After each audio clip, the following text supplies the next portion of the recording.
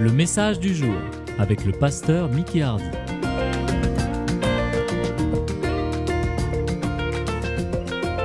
Bienvenue à tous ceux qui nous écoutent, tous nos frères et sœurs, tous ceux qui sont connectés avec nous ce matin. Et que le Seigneur puisse nous encourager à continuer à le servir jusqu'au dernier jour. Ce matin, je voudrais vous parler de notre héritage. Je crois que nous sommes tous d'accord qu'il faut être un héritier pour pouvoir avoir part à un héritage. Et il faut que, dans le naturel, que notre nom soit sur un testament. Quand notre nom est sur un testament, personne ne peut l'enlever, l'annuler. Personne. Je crois qu'on est d'accord avec ça, dans le naturel. Si votre nom est sur le testament de votre père et qu'il meurt, personne ne peut l'enlever. Vous avez droit à un héritage qu'il vous a laissé. N'est-ce pas vrai?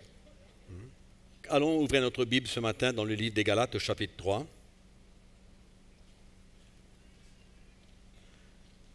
Nous avons besoin de savoir quel est notre héritage sur la terre et ensuite. Car cela va nous encourager à continuer à servir le Seigneur. Quand Paul parle du retour de Jésus, il parle comment nous avons besoin de nous consoler les uns les autres par ses paroles.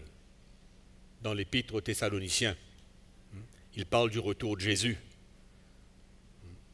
Souvent, nous traversons des moments de difficulté, d'épreuve, d'affliction, et nous pouvons être découragés.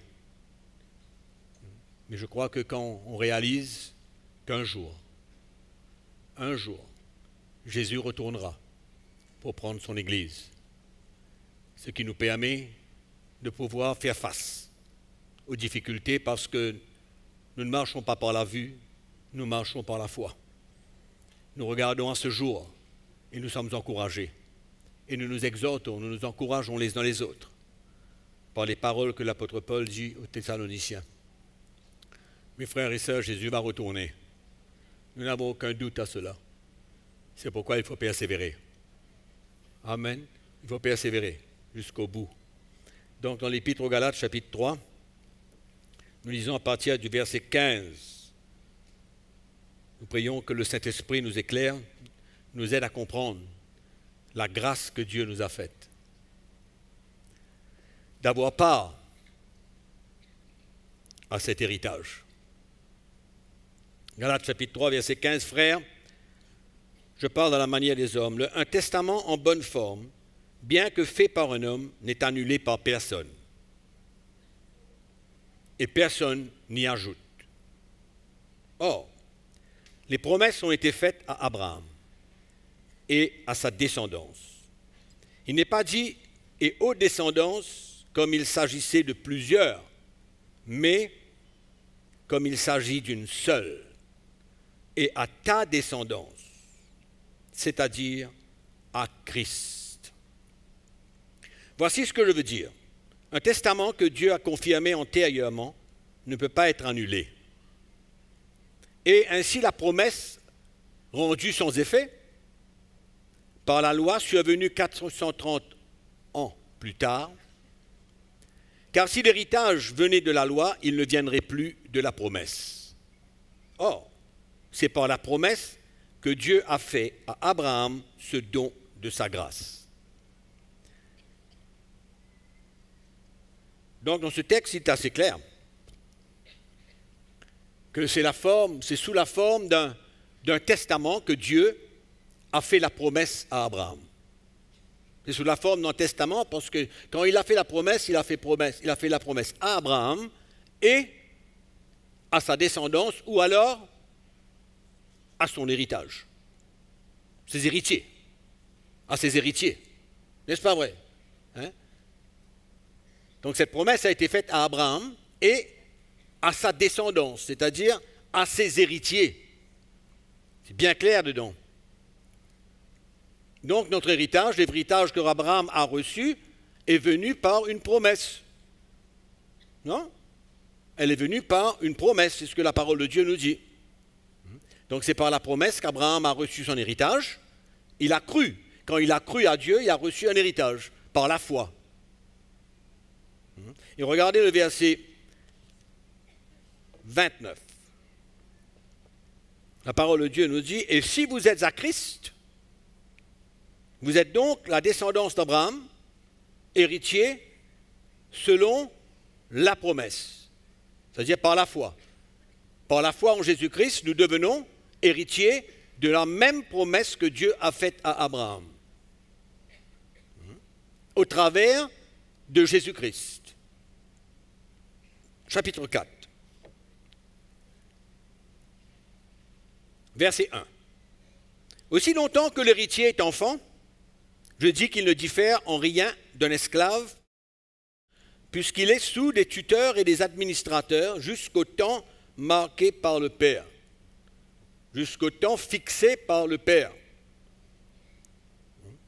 Donc dans le naturel, on voit très bien qu'un enfant peut être héritier, mais il ne peut rien faire tant qu'il n'atteint pas un âge fixé.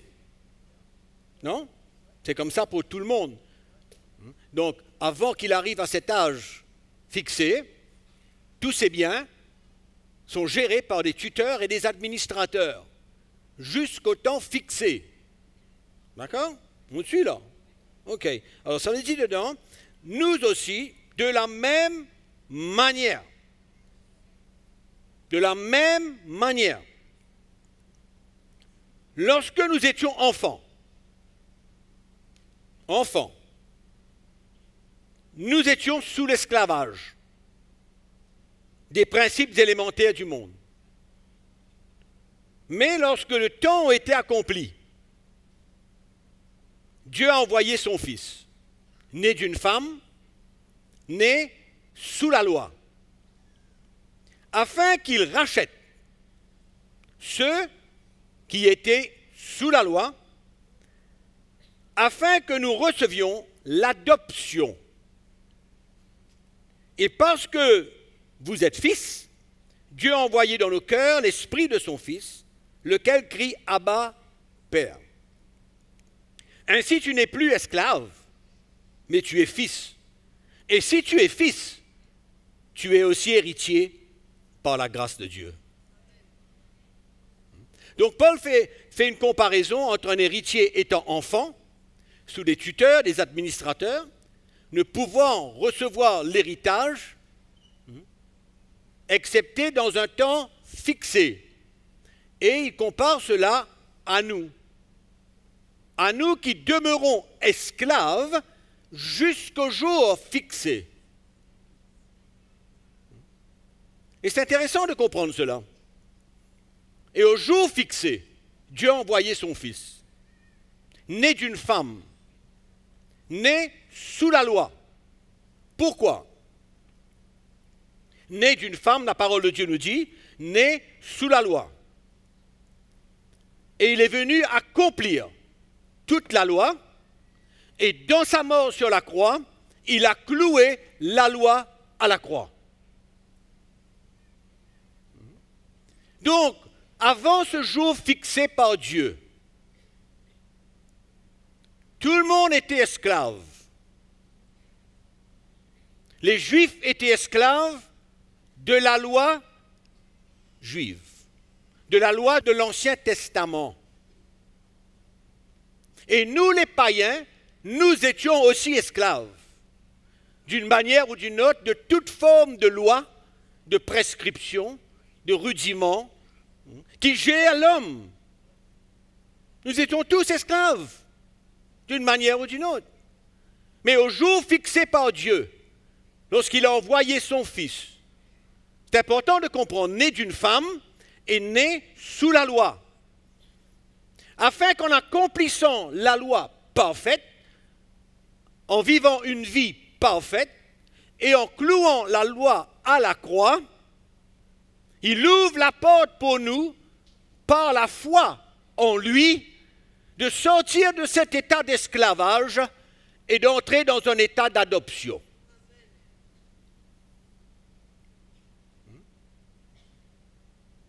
sortir de cet état d'esclavage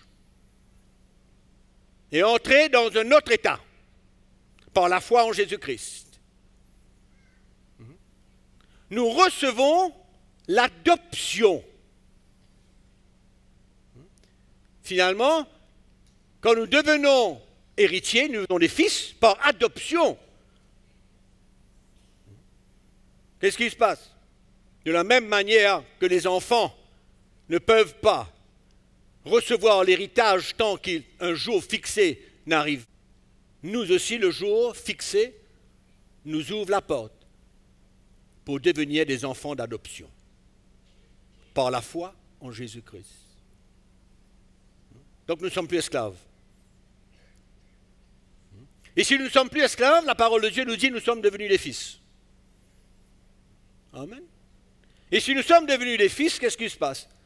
Nous devenons héritiers de Dieu et co-héritiers avec Christ. Jésus, le Fils de Dieu. Nous sommes aussi maintenant des fils. C'est pourquoi nous devenons co-héritiers avec lui. Parce que nous sommes en lui. On suit? Hein? Nous sommes en lui. Donc la promesse que Dieu a faite à Abraham, c'est de devenir un héritier. Abraham a reçu son héritage par la foi et nous recevons notre héritage. Pourquoi? À cause de la promesse qui a été faite à ses héritiers, à sa descendance. Et ses héritiers et sa descendance commencent par Christ. Et pour tous ceux maintenant qui ont la foi en Christ. Donc nous devenons des fils d'adoption. Donc nous sortons de l'état d'esclavage pour entrer dans un état d'adoption. Nous devenons maintenant des enfants de Dieu, des fils qui deviennent héritiers, héritiers de la promesse, héritiers du salut. Premièrement, héritiers du salut, le salut en Jésus-Christ. Mais ce n'est pas le seul héritage que nous avons. Ce n'est pas le seul héritage que nous avons. Romains chapitre 8 dit quoi? Verset 15. Vous n'avez point reçu un esprit de servitude. En d'autres mots, vous n'êtes plus esclaves. Pour être encore dans la crainte, mais vous avez reçu un esprit d'adoption. Adoption. Par lequel nous crions Abba Père. La même chose que Paul écrit aux Galates. La même chose. Nous avons droit à nous adresser à Dieu comme notre Père de la même manière que Jésus s'est adressé à Dieu en tant que son Père. C'est pourquoi nous sommes co-héritiers avec lui. Nous sommes appelés aussi fils, héritiers de Dieu et co-héritiers avec Christ. Donc nous ne sommes plus des esclaves. Nous ne sommes plus dans la servitude. Nous ne marchons plus dans la crainte. Nous sommes libres, des enfants de Dieu, des fils qui sont libres. Et Paul continue, il dit, l'Esprit lui-même rend témoignage à notre esprit que nous sommes enfants de Dieu. Il dit la même chose aux Galates, comme quoi que l'Esprit de Dieu est le gage de notre salut.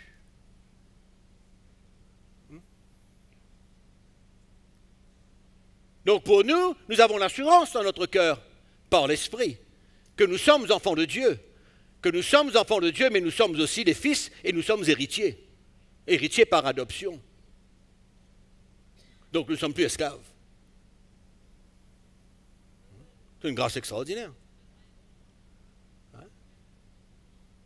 Et il dit, l'Esprit lui-même rend témoignage à notre esprit que nous sommes enfants de Dieu. Amen. Rend témoignage que nous sommes enfants de Dieu. Or, si nous sommes enfants, nous sommes aussi héritiers. Héritiers de Dieu, co-héritiers avec Christ. Si toutefois, nous souffrons avec lui afin d'être glorifiés avec lui. Même ici, l'apôtre Paul nous parle de cette deuxième phase. La deuxième phase de notre héritage, qui est beaucoup plus important dans un sens de l'héritage que nous avons ici. Nous avons beaucoup de choses ici en tant qu'enfants de Dieu. Nous avons la grâce de Dieu dans notre vie. Nous avons la paix de Dieu qui surpasse toute intelligence. Nous avons la joie du Seigneur dans notre cœur. Nous avons la liberté en Christ. Nous ne sommes plus sous la loi. Tout ça, c'est une partie de notre héritage en tant qu'enfants de Dieu sur cette terre. Mais Paul va beaucoup plus loin. C'est pourquoi nous, les chrétiens, nous ne pouvons pas simplement regarder à ce qui se passe avec nos vies aujourd'hui sur cette terre. Nous avons besoin d'avoir des yeux qui regardent beaucoup plus loin que notre vie sur cette terre, qui est notre réel héritage. Qui est notre réel héritage. Il y a trop de chrétiens qui regardent simplement à la vie qu'il y a aujourd'hui. À essayer de posséder beaucoup de choses sur cette terre. Mais ce n'est pas du tout le cœur, ni de cœur du Seigneur, ni ce que Paul est en train de nous enseigner. Il nous dit, si toutefois nous souffrons avec lui, afin d'être glorifiés avec lui. La deuxième phase, afin d'être glorifiés avec lui.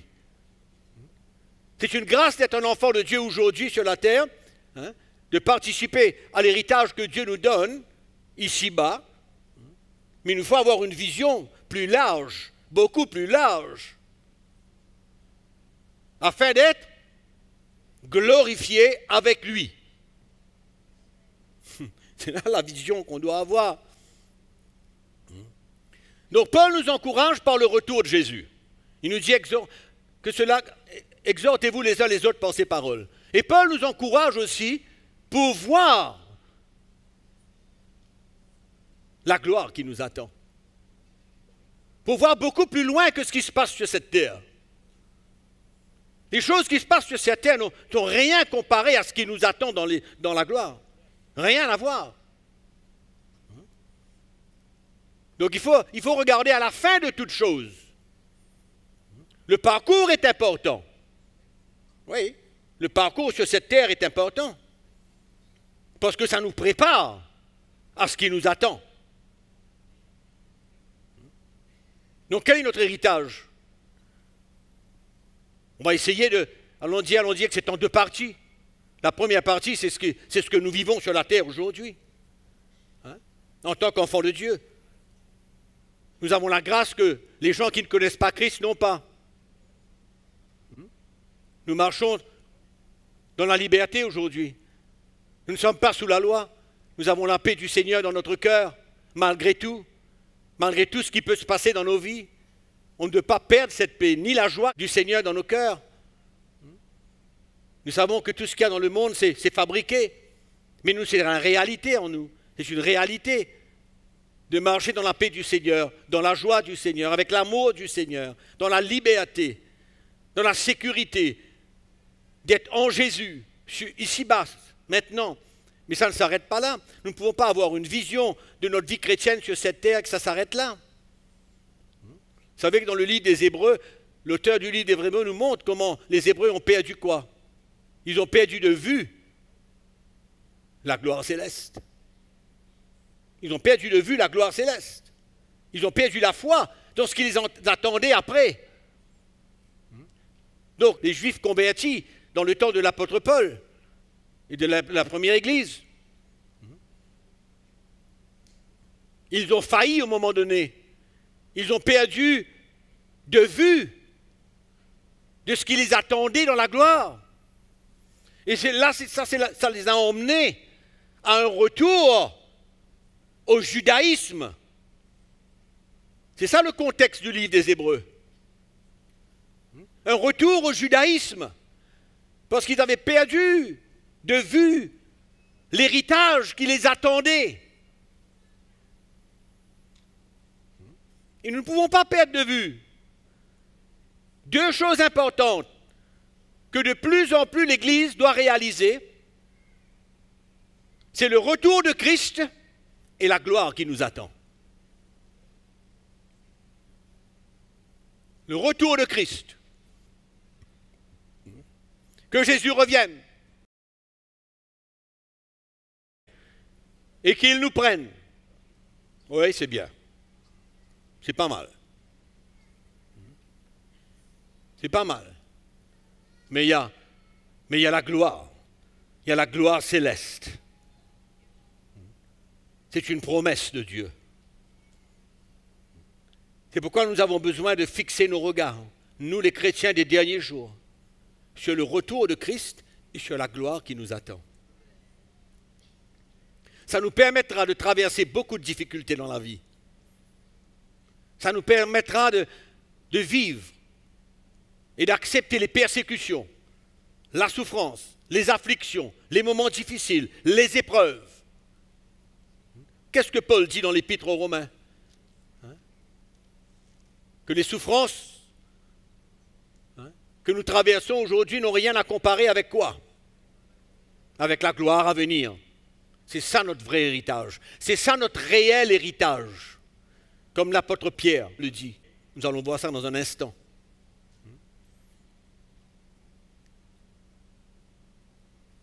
Comment faire face aux difficultés de la vie aujourd'hui?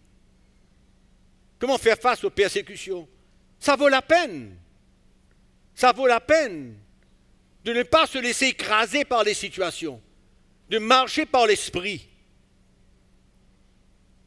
Parce qu'on a une vision. Il y a une vision.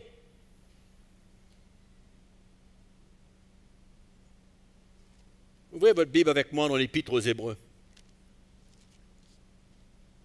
L'Épître aux Hébreux. Chapitre 10.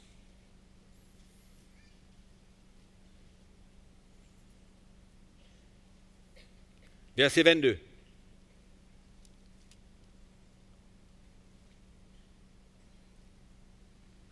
Approchons-nous donc avec un cœur sincère, dans la plénitude de la foi, les cœurs purifiés d'une mauvaise conscience et le corps lavé d'une eau pure. Verset 23. Retenons fermement la profession de notre espérance.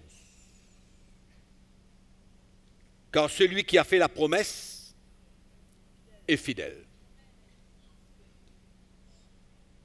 Retenons fermement la profession de notre espérance.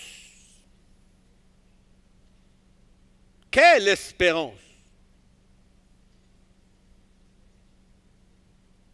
L'espérance de la gloire. Paul dit Christ en nous, l'espérance de la gloire. Et c'est la même chose que les Hébreux ont perdu de vue. Parce que quand on ne perd pas de vue l'espérance de la gloire qui nous attend, la gloire céleste, comment peut-on ne pas continuer à prendre notre croix et suivre le Seigneur malgré que cela puisse être dur et difficile? Quand nous avons les yeux fixés et que nous retenons fermement cette assurance d'espérance de la gloire, comment ne pas continuer?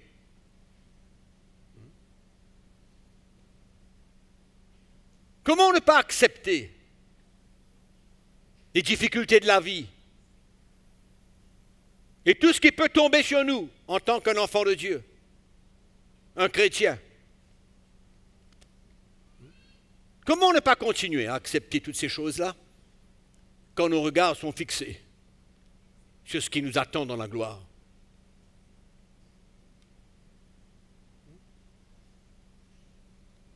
Verset 35.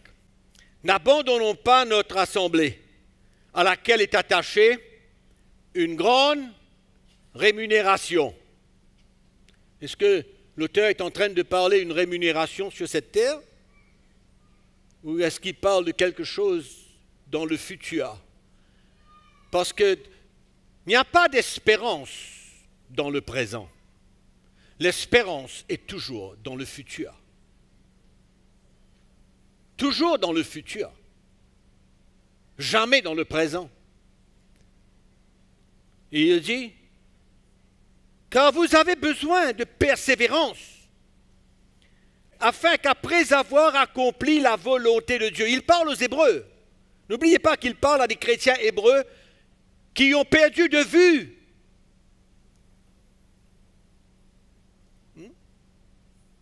l'espérance, qu'est-ce qu'ils devraient attendre. Ils ont perdu de vue. Et l'auteur leur dit, quand vous avez besoin de persévérance, après avoir accompli la volonté de Dieu, vous obteniez ce qui vous est promis. Vous obteniez ce qui vous est promis. Hein?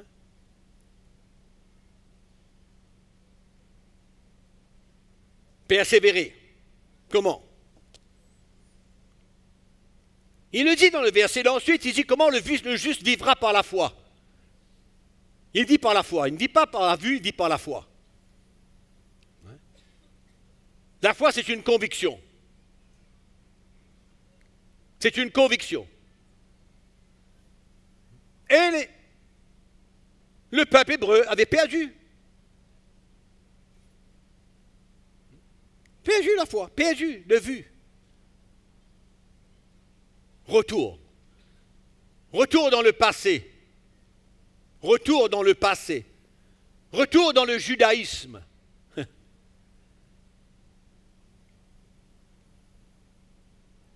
Et l'auteur a dû puiser. Puiser.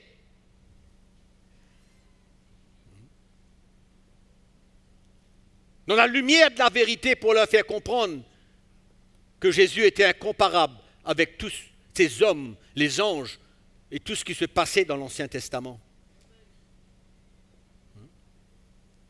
Quand on perd de vue le réel héritage que nous possédons, qui nous attend, notre réel héritage n'est pas encore dans nos mains. C'est par la foi. C'est par la foi. C'est pourquoi la description de la foi au chapitre 11, verset 1 nous dit que la foi est quoi? Une assurance des choses qu'on espère. Une démonstration des choses qu'on ne voit pas. Non? C'est bien ça qu'on dit?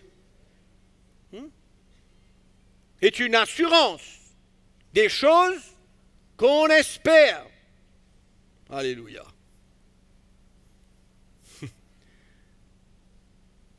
Si on n'a plus d'espérance, c'est qu'on a perdu d'une manière ou d'une autre la foi.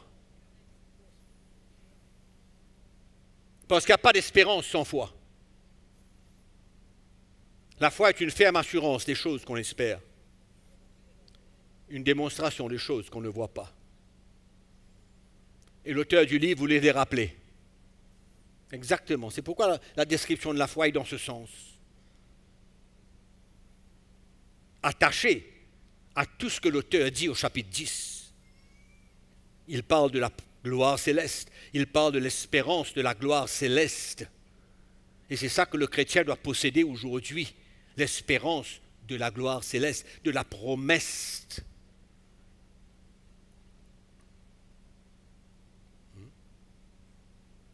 Donc nous n'oublions pas que nous sommes devenus héritiers par la promesse faite à Abraham et à sa descendance, son héritier, Christ. Et quand nous sommes unis à Christ par la foi, nous devenons héritiers de la même manière avec lui. Tu comprends? C'est pourquoi lui, il est déjà dans la gloire. Et il vient reprendre son Église afin de nous emmener dans la gloire. Et c'est ça la promesse du chrétien. C'est ça son héritage réel. Cette vie sur la terre n'est absolument rien. On ne peut bénéficier simplement que de la paix, de la joie, de l'amour de Dieu, de la grâce de Dieu, de la liberté qu'il nous donne. Au milieu des souffrances et au milieu des afflictions et au milieu de tout ce qui traverse de notre vie. C'est pourquoi on ne peut pas regarder à cette vie. Nous sommes passagers sur la terre. Nous sommes des touristes sur la terre. Ouais? Oui ou non? C'est ça le combat de la foi que nous avons besoin de mener.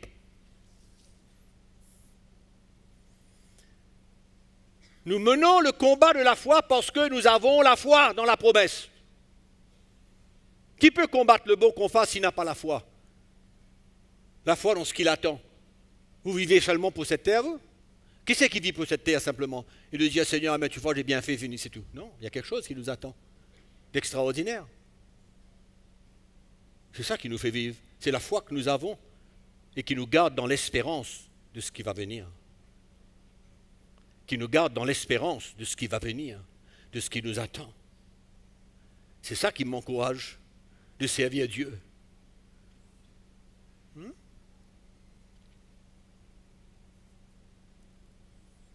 Vaut mieux souffrir.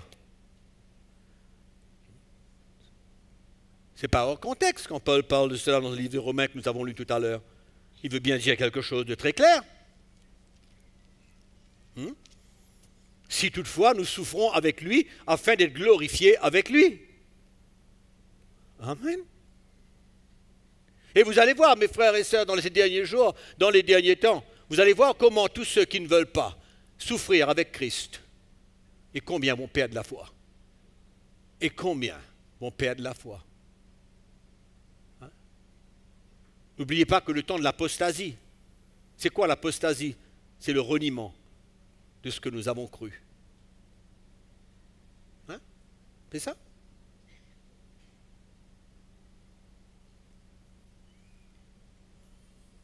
Et quelle est notre sécurité aujourd'hui? Quelle est notre sécurité pour nous permettre de terminer la course? Quelle est notre sécurité? Quelqu'un peut dire qu'il est en sécurité totale aujourd'hui s'il ne marche pas sur ce chemin étroit et le chemin de la croix. C'est pourquoi Paul dit si nous souffrons avec lui, il nous emmène à participer, à nous identifier avec ses souffrances.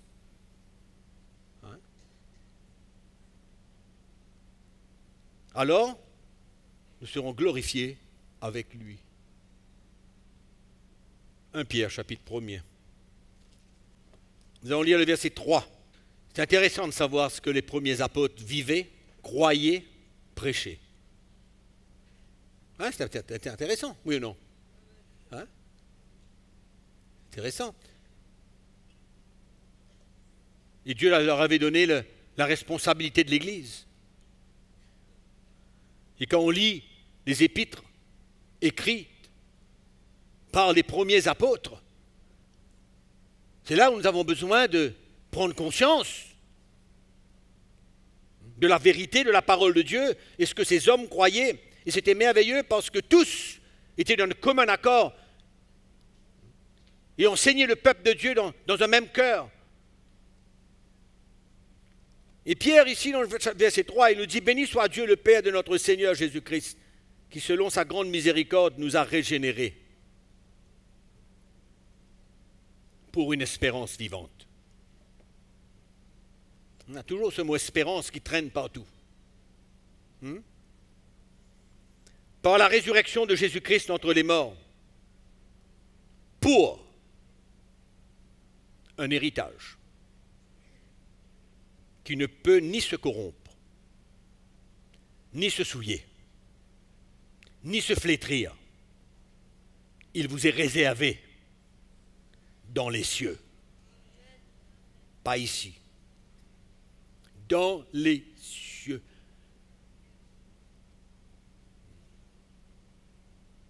Et c'est tellement triste de voir qu'il y a beaucoup de chrétiens qui essayent de vivre ce qui les attend dans les cieux, sur terre ici. Ils veulent vivre ce qui nous attend dans les lieux célestes, sur la terre.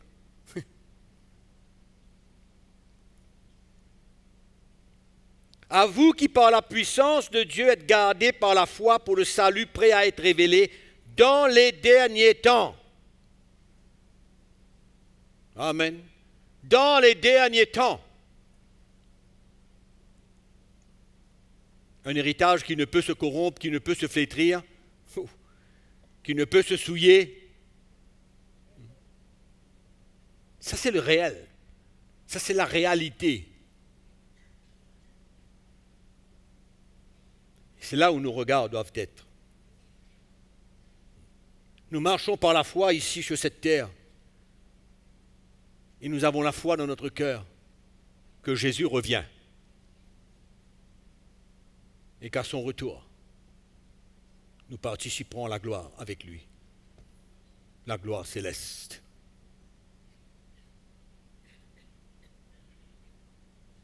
Ça devrait être notre vision. Ça devrait être notre motivation. C'est ça qui devrait nous encourager à continuer, à persévérer, à accepter beaucoup de choses, dans la même attitude que Jésus a tout accepté. Tout accepté.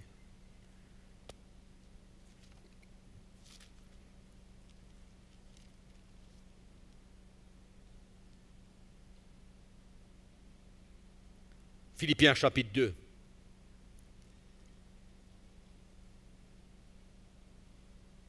Verset 5. Ayez en vous les sentiments qui étaient en Jésus-Christ, existant en forme de Dieu, il n'a point regardé son égalité avec Dieu comme une proie à arracher, mais il s'est dépouillé lui-même en prenant une forme de serviteur.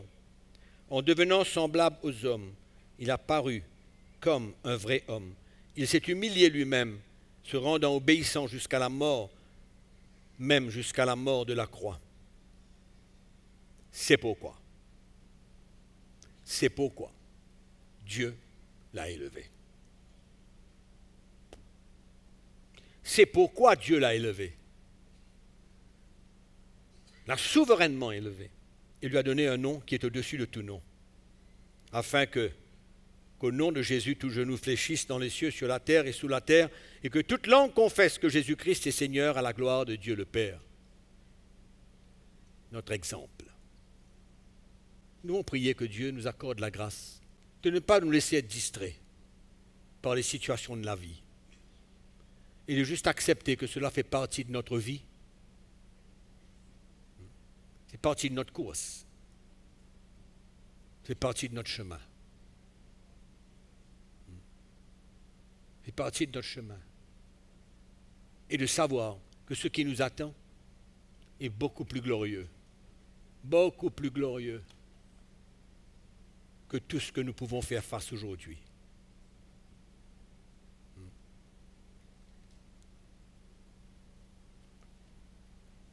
Ces premiers apôtres prêchaient un message pour créer la foi dans le cœur du peuple de Dieu et pour les emmener à regarder à ce qu'ils devaient regarder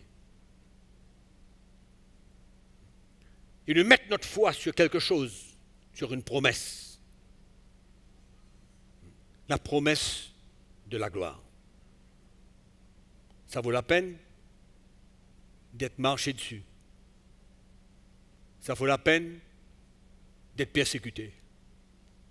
Ça vaut la peine de souffrir. Ça vaut la peine.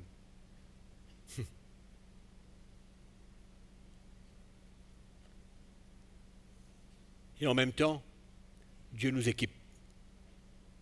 Dieu nous équipe pour faire face. Les temps ne seront pas faciles, plus durs que jamais. C'est pourquoi nous avons besoin de garder nos regards. Garder nos regards. Avoir le même sentiment, la même attitude que Jésus avait. Jésus savait clairement qu'un jour, 3 jours après sa mort, il devait ressusciter. Il le savait. Et l'Épître aux Hébreux nous dit la joie qu'il avait de faire face à la croix. La joie qu'il avait. On y a ça un petit coup.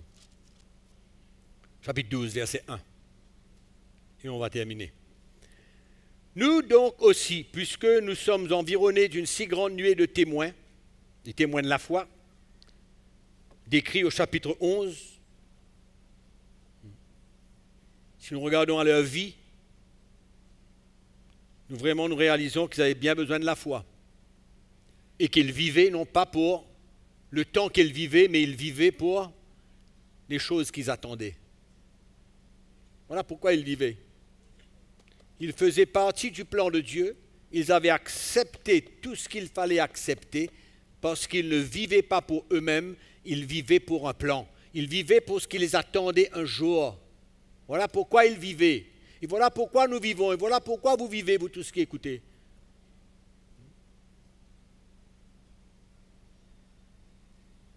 Environnés d'une si grande nuée de témoins, rejetons tout fardeau et le péché qui nous enveloppe si facilement et courons avec persévérance dans la carrière qui nous est ouverte et les regards sur Jésus qui suscite la foi et l'amène à la perfection en échange de la joie qui lui était réservée.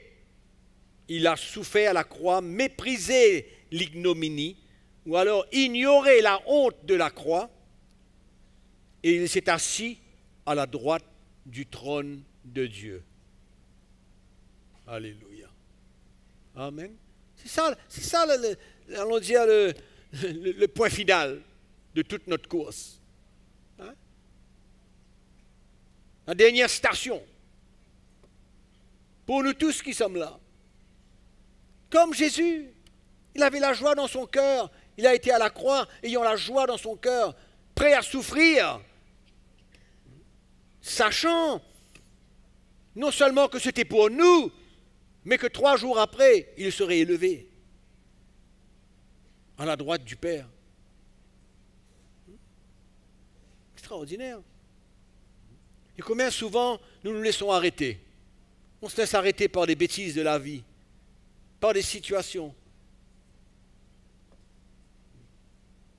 si petites que ça ne vaut même pas la peine d'en parler.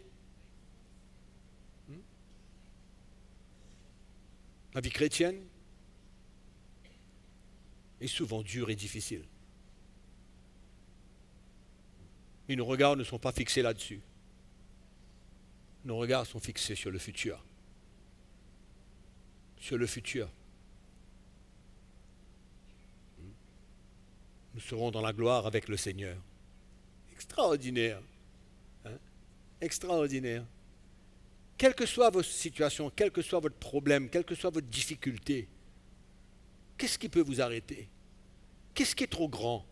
Où est la grâce de Dieu dans notre vie? Ce qui va nous permettre de faire face à tout. À tout. Et souvent on oublie ce que c'est que la grâce de Dieu. On oublie ce que c'est que cette force que Dieu nous donne pour faire face aux situations de la vie. L'apôtre Jacques parle des preuves de notre foi. Tous ces premiers apôtres, leur enseignement, de tout est tourné vers tout ce qui nous attend devant. C'est pourquoi ils nous encouragent tous à ne pas hésiter à participer avec Christ à ses souffrances et à sa mort pour parvenir à la résurrection. C'est ça notre vision, c'est ça notre but, c'est ça notre plan. L'Église, ce n'est pas un lieu simplement pour venir recevoir les 4000 choses. C'est pour nous équiper, nous fortifier, pour nous permettre de garder nos regards sur ce qui nous attend et de nous réjouir de qu'importe la situation qui se présente devant nous. Qu'importe. Est-ce qu'on va continuer ou on va arrêter? Est-ce qu'on va être découragé au point d'abandonner? Gardons, fixons nos regards sur la gloire qui nous attend. Et entre-temps, réjouissons-nous de toutes les bénédictions que Dieu nous donne. Quelle grâce! La Bible nous parle de cette paix qui surpasse toute intelligence et qui garde nos cœurs et nos pensées en Jésus-Christ. Ça, c'est pour nous aujourd'hui. Oui ou non? L'amour de Dieu. La grandeur de l'amour de Dieu dans nos cœurs.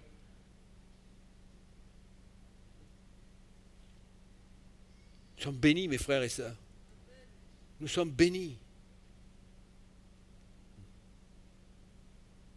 de tout ce que nous possédons, de tout ce que nous avons à l'intérieur de nous. Je vais conclure en disant une chose. Quand vous regardez à la parole de Dieu, mes frères et sœurs, je vous encourage à une seule chose. De voir tout le côté spirituel de la chose. Et ne pas faire comme les chrétiens charnels qui regardent beaucoup à d'autres choses. pour leur propre intérêt et leur propre bénéfice, mais de regarder au côté spirituel de tout ce qui est écrit dans la parole de Dieu.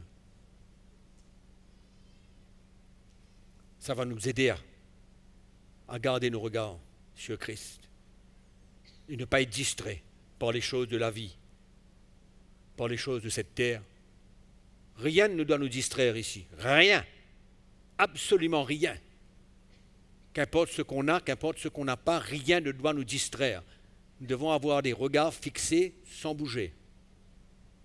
Clair et net. C'est une course qui est déjà préparée pour nous. Elle est préparée, cette course. Soyons sages, soyons sobres, soyons prêts à continuer. Et moi, je veux vous dire, frères et sœurs, que ce que nous avons expérimenté n'est rien.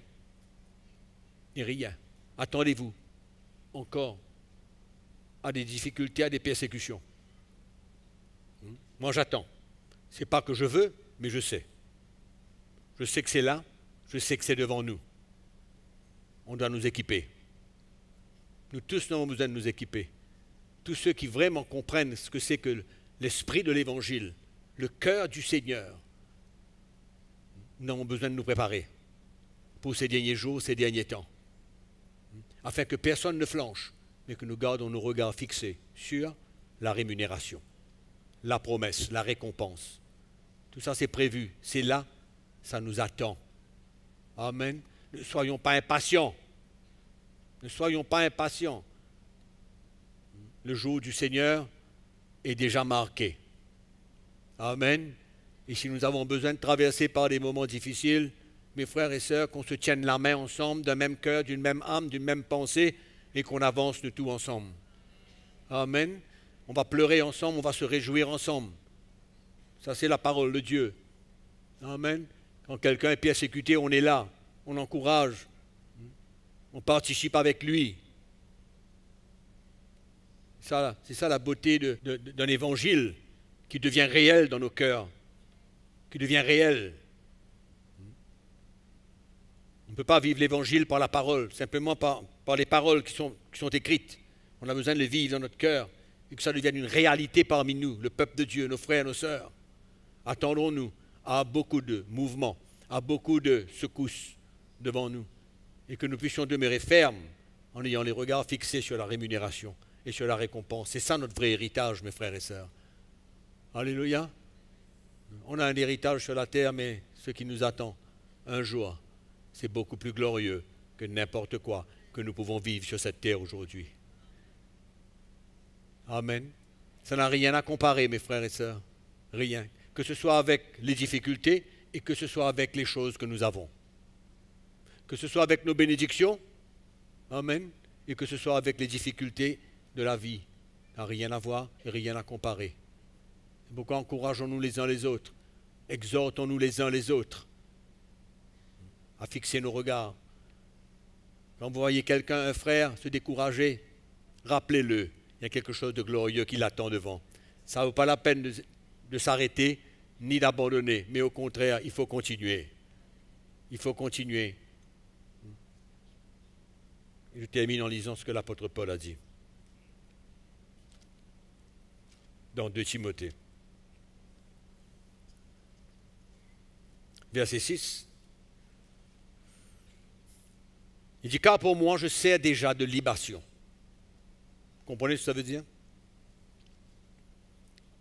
Vous allez voir un petit peu dans l'Ancien Testament, vous verrez ce que c'est que ça veut dire. La libation.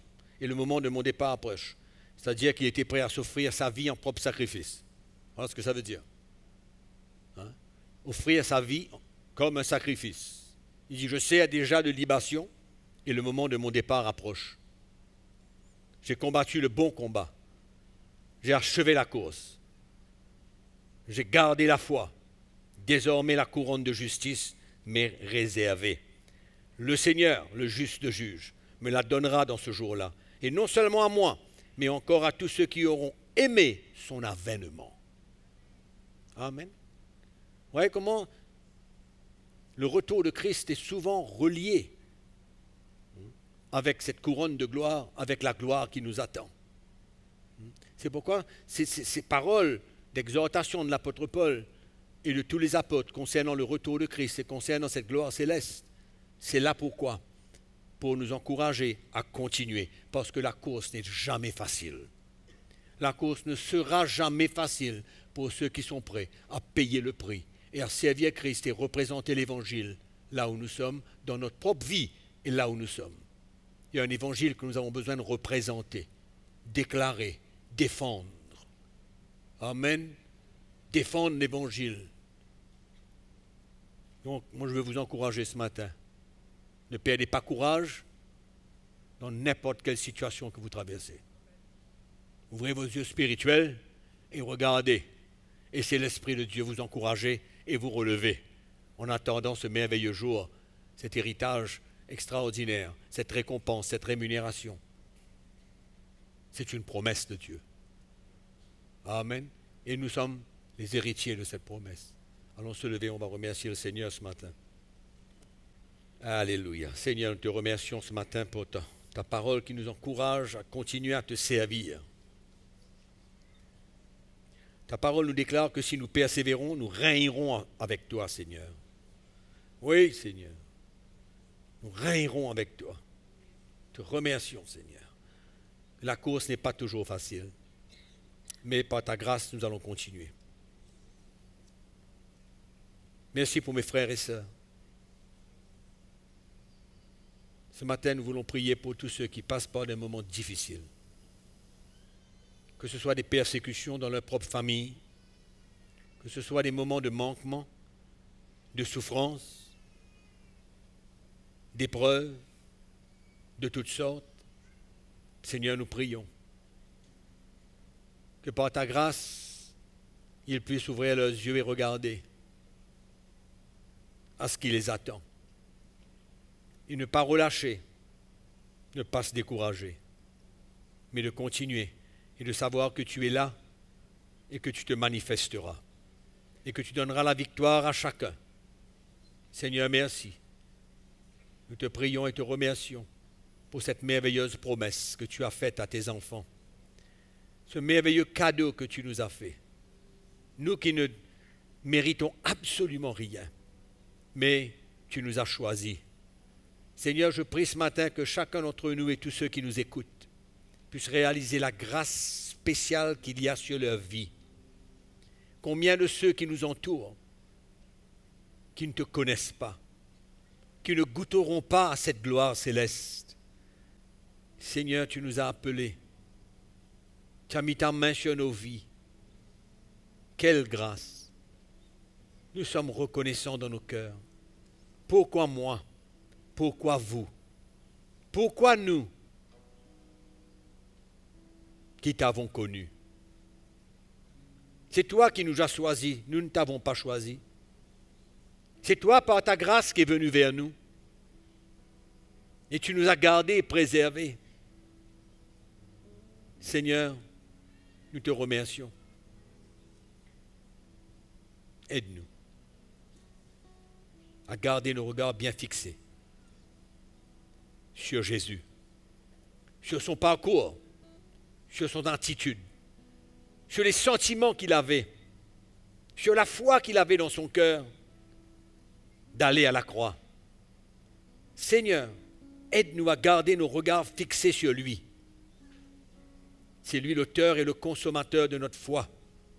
Merci. Nous te remercions pour chacun d'entre nous. Tu vas nous aider dans nos difficultés, dans nos vies. Te remercions ce matin. Que personne d'entre nous ne relâche. Personne.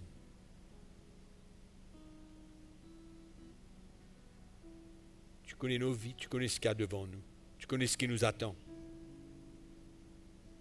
Fortifie-nous. On a hill far away is the old rugged cross, the emblem of suffering and shame.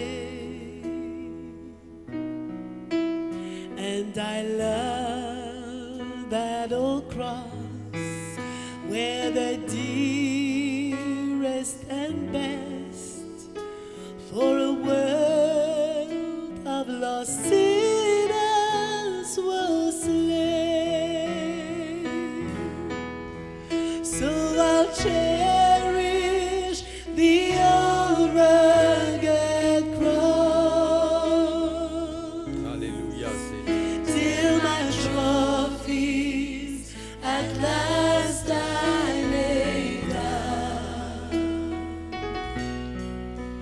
I will cling to the old rugged cross. Yes, Jesus. And exchange it someday for a crown. Oh, that old rugged cross, so despised by the world, has wondrous attraction for me. For the dear Lamb of God left His glory above to bear it to dark Calvary. So I cherish the old rugged cross till my trophies at last I lay down. I will cling to the old rugged cross and exchange it someday for a crown. So I cherish the old rugged cross till my trophies at last I lay down. I will cling to the old rugged cross and exchange it someday for a crown. Merci de nous avoir suivis. À bientôt.